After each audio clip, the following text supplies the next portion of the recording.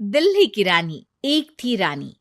क्योंकि राजा की मौत एक हादसे में हो गई थी, रानी को ही राज्य संभालना पड़ रहा था। रानी का नाम था रानी रश्मिवती।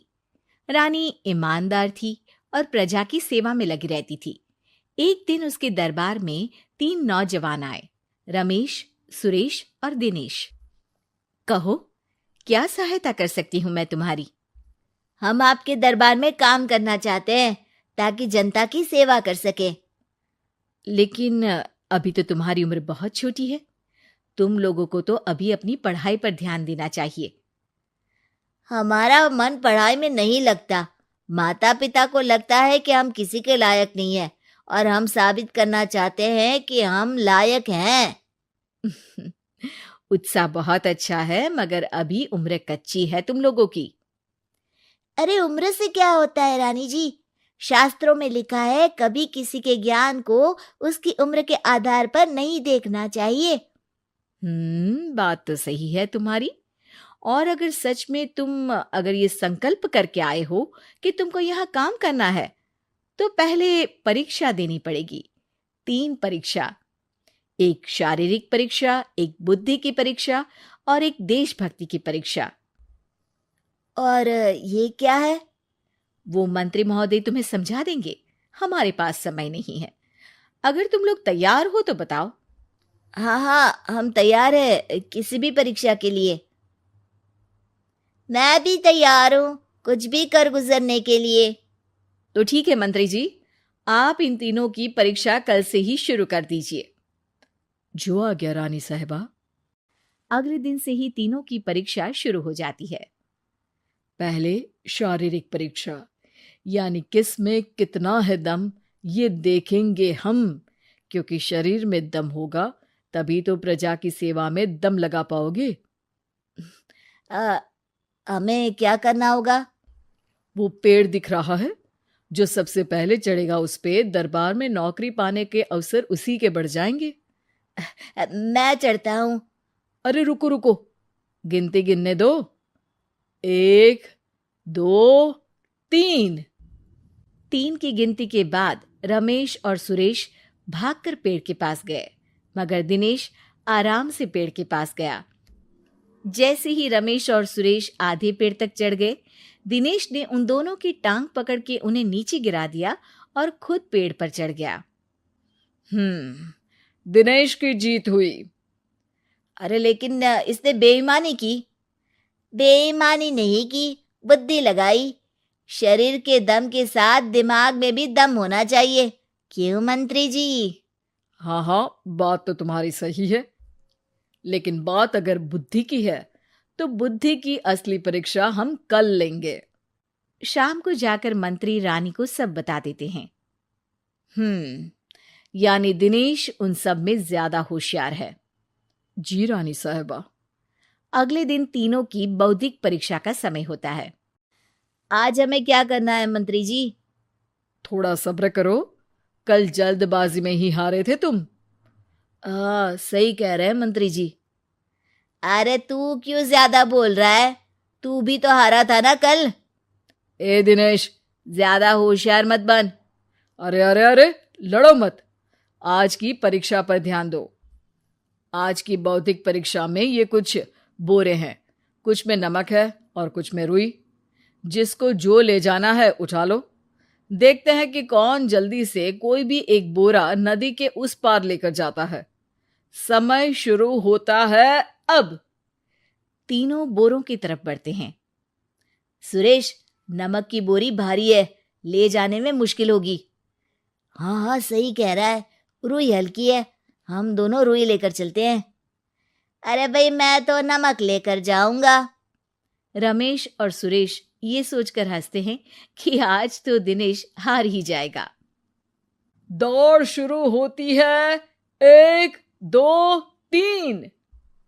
तीनों नदी की तरफ भागते हैं। रुई में वजन कम होने के कारण रमेश और सुरेश आगे निकल जाते हैं और दिनेश थोड़ा पीछे। पर जैसे ही वो सब नदी में जाते हैं, दिनेश की बोरी का नमक गलने लगता है और वजन कम हो जाता है, जबकि रमेश और सुरेश की रुई में पानी भर जाता है और बोरी का वजन बढ़ जाता है। अरे ये इतनी भारी क्यों हो गई रमेश? अरे मुझे क्या पता, शायद जादुई बोरी है। अरे लगता है कि हम बेवकूफ बन गए। बने नहीं हो, तुम हो ही बेवकूफ। इतना तो पता होना चाहिए कि पानी में नमक गल जाएगा। दिनेश का पूरा नमक गल जाता है और बोरी खाली हो जाती है। वो जल्दी से रेस पूरी कर लेता है। इस परीक्षा के विजेता भी दिनेश ही हैं। उसने दिमाग लगाकर दिखा दिया कि वो बौद्धिक परीक्षा में भी रमेश और सुरेश से आगे है। अब कल तुम्हारी देशभक्ति की परीक्षा होगी, जो स्वयं रानी मां लेंगी। रात को फिर मंत्री रानी के पास जाकर बता देते हैं कि आज की परीक्षा में कैसे दिनेश ने अक्लमंदी दिखाई और बौद्धिक परीक्षा में भी उसी की जीत हुई। अरे वाह, दिनेश तो हमारे बहुत काम आ सकता है। हम उत्साहित हैं कल की परीक्षा के लिए। वो तो ठीक है रानी साहिबा, लेकिन हमने सुना है कि पड़ोसी राज्य का राजा आकाशदीप हमारे राज्य की सीमा में घुसपैठ कर रहा है। ये तो चिंता की बात है। हमें जल्द ही कुछ करना चाहिए। अगले दिन रमेश, सुरेश और दिनेश अपनी आखिरी देशभक्ति की परीक्षा के लिए दरबार में आते हैं। प्रणाम रानी साहिबा। नमस्कार रानी जी।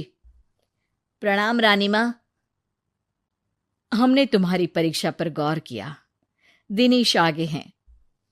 हम तुम तीनों में से किसी दो को ही दरबार में काम दे सकते हैं। किसी एक को आज जाना होगा। तो देशभक्ति की परीक्षा के लिए तैयार हो? पूरी तरह से। मैं तीनों से एक ही सवाल करूंगी। जिसका जवाब सबसे सही लगेगा उसे तो नौकरी मिल ही जाएगी। फिर दूसरे सबसे सही जवाब देने वाले को भी काम मिलेगा। आप लोगों का समय शुरू होता है अब। ज्यादा सोचने का समय नहीं होगा। जो मन में पहली बात आए उसका जवाब दे। तो सवाल यह है कि तुम इस मिट्टी के लिए क्या कर सकते हो? मैं इस मिट्टी को साफ रखूंगा। यहाँ के लोगों के भोजन की कमी को मैं पूरी करूंगा। मैं यहाँ के लोगों को गले लगा लगा के उनको खुशी दूंगा रानी माँ, और गरीबों के लिए घर बनवाऊंगा। मैं इस मिट्टी के लिए किसी की जान भी ले सकता हूँ रानी माँ। मंत्री, दिनेश को एक तलवार दो। जी रानी जी। दिनेश, पड़ोसी राज आकाशदीप की जान तुम्हारे हाथ में है। जाओ, अपना काम पूरा करो। आज रात को तुम उस पर हमला करोगे जब वो सो रहा होगा। दिनेश वहां से चला जाता है। रानी माँ, ये आपने क्या किया? अभी किया नहीं है मंत्री जी। आप आकाशदीप को संदेशा भिजवाओ कि पड़ोसी देश का एक कातिल रात को उन पे हमला करेगा और दिनेश को पकड़वा दो। अरे, ये आप क्या कह रही हैं? और क्यों कर रही हैं आप ऐसा? राजा को लगेगा कि हमने उसकी मदद की, उसकी जान बचाकर। वो हमारे राज्य का पीछा छोड़ देगा और हमारा एहसानमंद हो जाएगा। और दिनेश का क्या होगा? इस राज्य को दिनेश जैसे शातिर और लड़ाकू लोगों से ज्यादा जरूरत है, ऐसे लोगों की जो लोगों को खाना खिलाने की और खुश करने की बात करे। और ये गुण सुरेश और रमेश में है। इन्हें नौकरी दे दो। दिनेश बहुत चतुराई से नौकरी हड़पना चाहता था, जिसके लिए उसने रमेश और सुरेश जैसे दोस्तों का भी नुकसान किया। पर रानी ज्यादा चतुर निकली। उसने एक तीर से दो निशाने लगाए। दिनेश जैसे खूंखार युवक को राज्य से बाहर करवा दिया और पड़ोसी राजा आकाशदीप को अपना एहसानमंद कर लिया। पूरा दरबार रानी की जय जयकार कर रहा था।